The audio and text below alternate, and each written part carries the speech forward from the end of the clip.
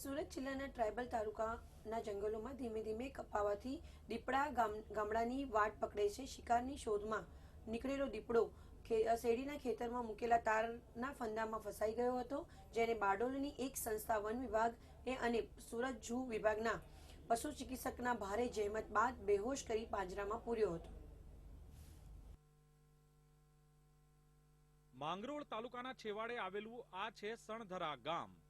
આ ગામની સીમમાં શેરડીના ખેતરમાં રાતના અંધારામાં શિકારની શોધમાં નીકળેલો ખૂંખાર દીપડો શેરડીના પાકને નુકસાન કરતા ભૂંડને પકડવા જતા ખેતરમાં મૂકેલા તારના ફંદામાં ફસાઈ ગયો હતો.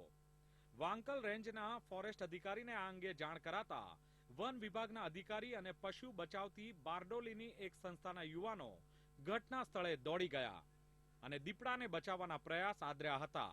પરંતુ આ દીપડો 8 વર્ષનો કદાવર હોવાથી માંગરોળ વેટનરી ડોક્ટર અને સુરત પ્રાણી સંગ્રહાલયના નિષ્ણાંતોને બોલાવી દીપડાને બેભાન કરવામાં આવ્યો અને 4 કલાકથી વધુ સમયથી રેસ્ક્યુ કરીને દીપડાને બચાવી લેવામાં આવ્યો હતો. ત્યારબાદ આ દીપડાને પાંજરામાં પૂરી સુરક્ષિત જગ્યાએ ખસેડવામાં આવ્યો હતો. ફોરેસ્ટ અધિકારીની વાત માનીએ તો જંગલો અને જંગલના નાના પ્રાણીઓ ઓછા થઈ જવા સાથે જ જાનવરોને પીવાના પાણીની અછતને કારણે હવે શિકારની શોધમાં આવા દીપડાઓ ગામની વાટ પકડી રહ્યા છે. આ ખૂંખાર દીપડો શેરડીના ખેતરમાં તારના ફંદામાં ફસાઈ જતા બારડોલીની વેલફેર એનિમલ ટ્રસ્ટના મેમ્બરોને બોલાવવામાં આવ્યા હતા.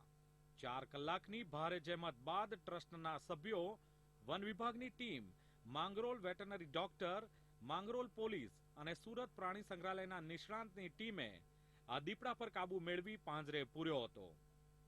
કીમથી ગૌતમ પટેલ.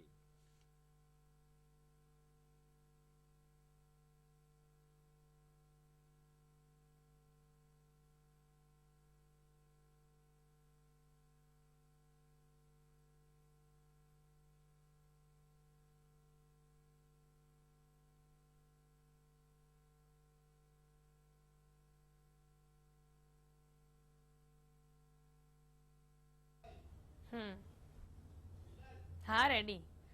જ્યોતિષશાસ્ત્ર દ્વારા આગાહી કરવામાં આવી છે કે જ્યોતિષશાસ્ત્ર દ્વારા આગામી દિવસોમાં ઠંડીના પ્રમાણમાં વધારો થશે ને આ જ અંગે વધુ જાણકારી આપી રહ્યા છે જાણીતા જ્યોતિષશાસ્ત્રી અંબાલાલ પટેલજી. જમલાલજી, જે પ્રકારે જાણવા મળી રહ્યું છે કે આગામી દિવસોમાં ઠંડીના પ્રમાણમાં વધારો થશે, તો શું માહિતી મળી રહી છે, કેટલો વધારો થવાનો છે ઠંડીમાં? હજી સામાન્ય રીતે ઠંડીમાં એકાએક ઠંડી ગાયબ થઈ ગઈ હોય એવું હમણાં જણાતું હતું.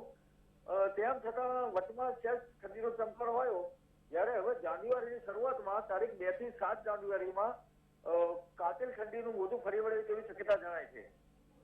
ઠંડા સુસવાટા ભર્યા પવનો ફૂંકાશે અને ખાસ કરીને ઉત્તર ગુજરાત, સોરઠ, ગિરનારના ભાગ તેમજ ઉત્તર સૌરાષ્ટ્રના ભાગોમાં આકરી ઠંડી પડે તેવા સંજોગો છે. ઠંડીનું જે શરૂઆત છે એ આપણને લગભગ વધતા તારીખ 6મી અને 7મી તારીખ સુધીમાં તો ઠંડીનું મોજું ઘણું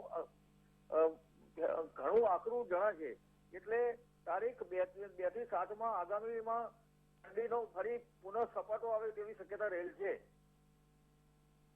ક્યાં સૌથી વધારે ઠંડી પડવાની શક્યતા લાગી રહી છે ને અમદાવાદમાં કેટલી ઠંડી પડી શકે છે, શું અત્યારે માહિતી પરથી પ્રાપ્ત થઈ, શું માહિતી મળી રહી છે અત્યારે? આપણે જો અંદાજ પ્રમાણે જોઈએ, ખાલી હાલની ઠંડીની જે ભૂભૌગોલિક બાબતો તેમજ ગ્રહો તેમજ અન્ય આધારે તો અમદાવાદમાં લગભગ 12 ડિગ્રી સેલ્સિયસ થી જેનું જે નિમ્ન ઉષ્ણતામાં જવાની વકી રહેશે અને ત્યાર પછી તો ક્યારેક તો ઘણા ભાગોમાં તો 8 ડિગ્રી સેલ્સિયસ જેવું ઉષ્ણતામાન અન્ય ભાગોમાં થઈ જાય. ઉત્તર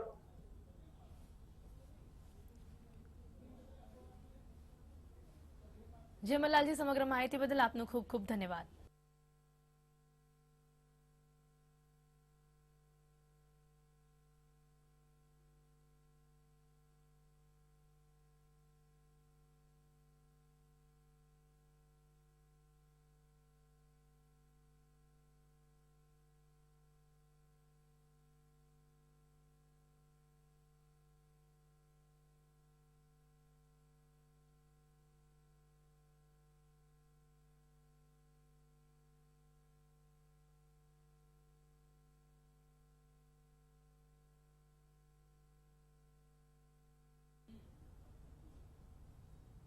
તો આ હતા અત્યાર સુધીના સમાચાર. વધુ સમાચારો માટે જોતા રહો ગુજરાત ન્યૂઝ સત્યની સાથે.